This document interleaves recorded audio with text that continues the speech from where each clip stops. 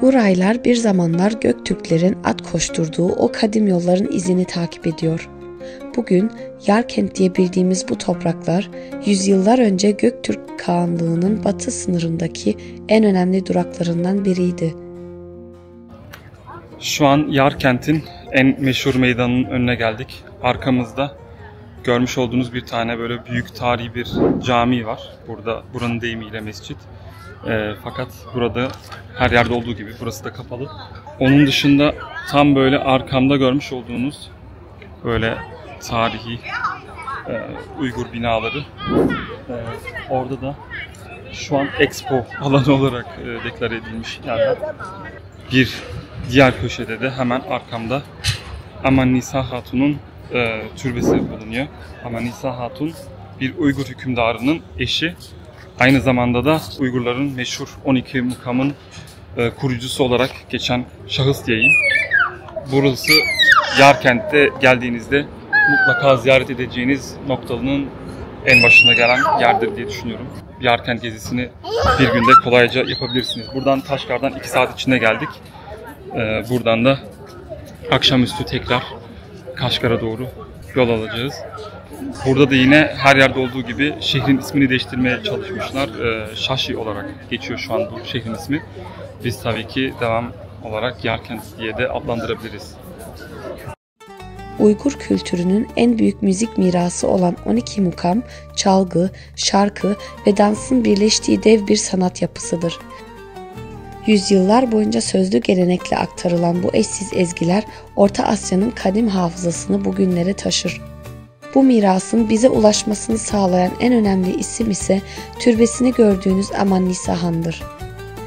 O 12 mukamı derleyip sistemli hale getirerek dağılmış ezgileri bir araya topladı ve Uygur halkının bu en değerli müzik hazinesinin geleceğe taşınmasını mümkün kıldı.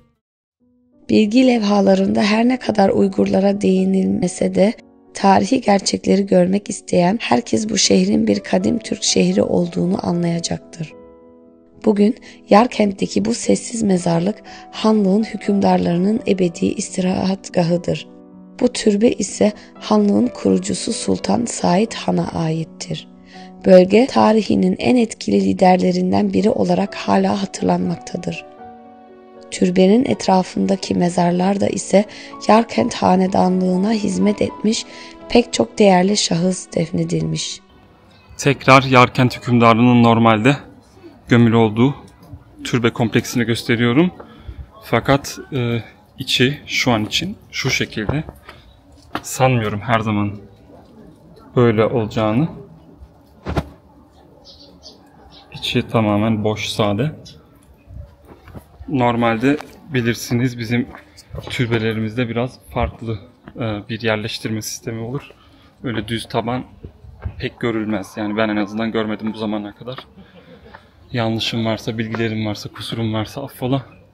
Burada her şey iç içe olduğu için şu an tam karşımızda az önce giremediğimiz cami kapısını görüyorsunuz. Burada da hemen karşımızda bir mescit var. Buyur Merve. Yanılmıyorsam internette okumuştum. Buradaki caminin içinde müzik aletlerinin sergisi vardı. Hani Sultan Prenses'in anıtı için. Yani bayağıdır kapalı. Müze olarak kullanılıyordu ama şimdi hepten kapalı. Bakımsız halde.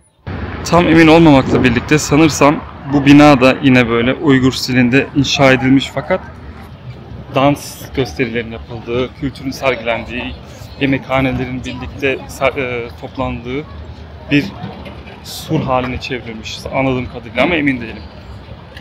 Yarkent'te direkt olarak böyle dikkatimizi çeken 2 nokta var. Birincisi burada hangi ülkede olduğumuzu her 5 saniye bir gözümüze, hatta her 2 saniye bir gözümüze sokmuyorlar. O kadar sık bayrak asmamışlar. İkinci olay ise mesela burada aynen pazar yeri gibi bir sokağa girdik. Burada kontrol edilmedik. Burası sanırsam biraz daha serbest büyük şehirlere bakış ve hatta Kaşgar ile kıyasen. Arkamızda yine Merve az önce uğradı. Bir göstereyim mi bir içerisini? Tamam göster hadi. Git. Gel. Buranın kapını tam yapmışlar, foto manzarası. Bekleyelim. It's okay. Gel. Bak burası. Şu an sırf fotoğraf çekmek için kapısını kullanıyorlar. Süslü diye. Tam. İçerisi harabe içinde. Sol tarafta abdesthane. Sağda mescide giriş. Ama maalesef kapalı. Görüyorsunuz kitabı vurulmuş. Bakımsız hale bırakılmış. Böyle bir yer. Sadece kapanan camiler ya da yasaklanan kutsal değerler değil. Yarkent sokaklarını gezerken her şey normalmiş gibi görünse de 2014 yılında Ramazan bayramının ilk gününde burada hayatını kaybeden 3000'e yakın Uygur Türk'ü geliyor aklımıza. Kim bilir bu sokaklarda yürürken o gün ailesini kaybeden kaç insanın yanından sessizce geçtik.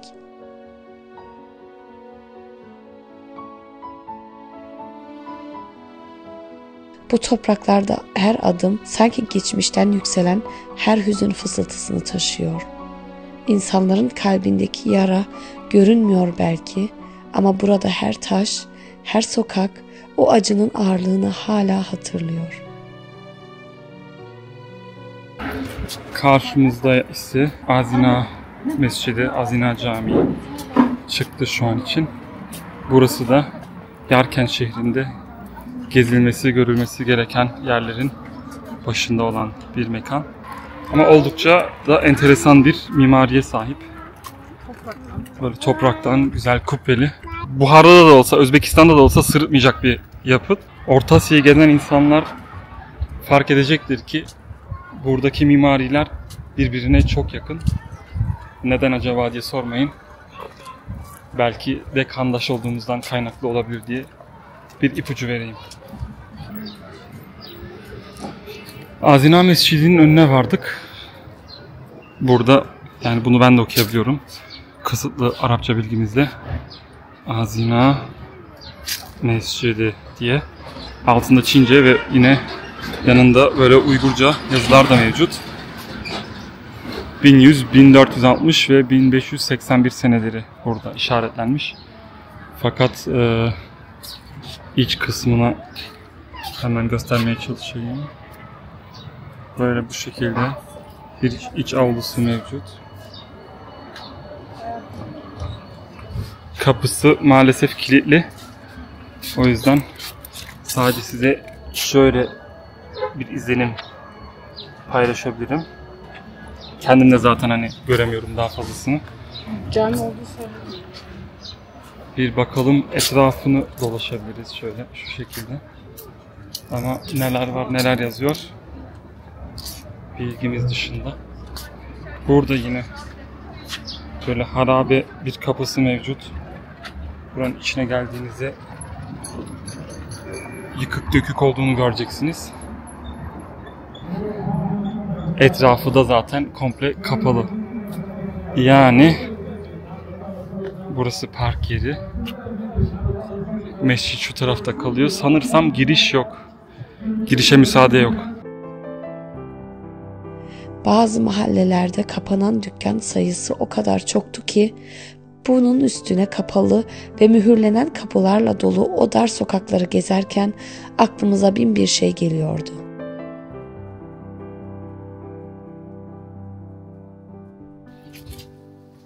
Böyle ara sokaklardan geziyoruz. Fakat kapıların çoğu mühürlü. Ne anlama geliyor emin değilim. Burası sanki terk edilmiş gibi. Ne? Oradan geçiş yok sanırsam Merve.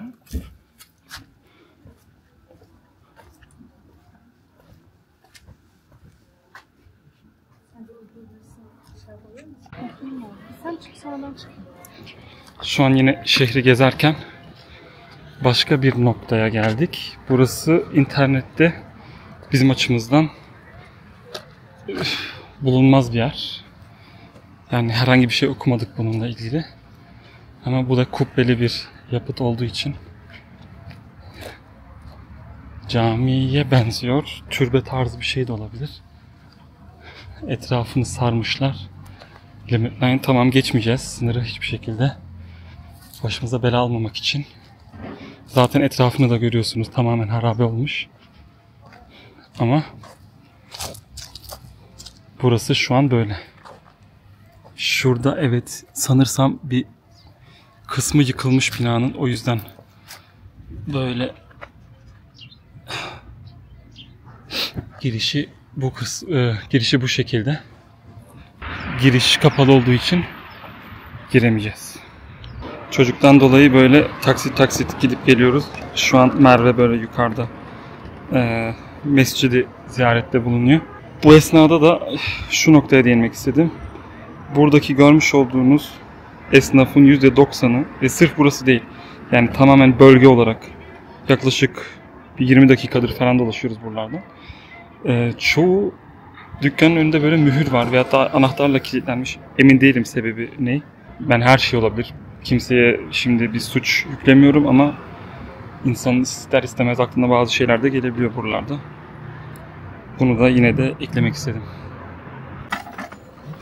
Merve tercüme ettirdin, ne yazıyor? Ya şu doğru tercüme olduğuna emin değilim. Ama Şu üstteki yazıda. Şu en azından Çin'in propagandası. Ne diyor?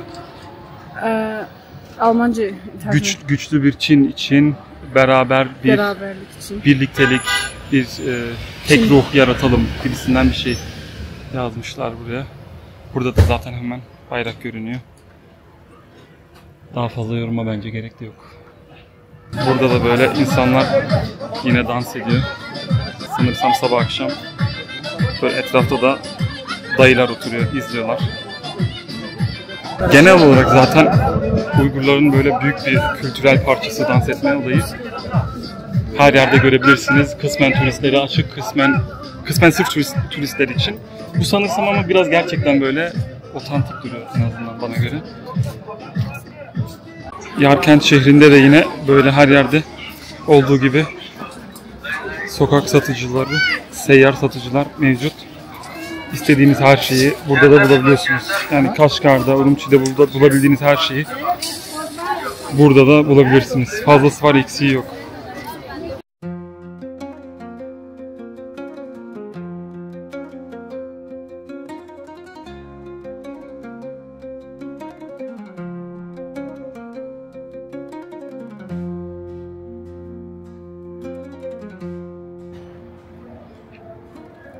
Şu an yine ara sokaklara daldık.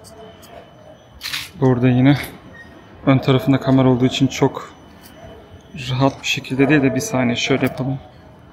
Bu da yine muhtemelen eski bir mescit olabilir. Eğer böyle giriş kısmına bakacak olursak mescide benziyor. Fakat burada da yine emin olamadığımız için yine %100 demiyoruz. Yani bize göre öyle ama %100 olmadığı için öyle bir bilgi veremeyeceğiz. Yarkent'ten ayrılma vaktimiz gelmişti. Elveda Yarkent, elveda aziz vatan.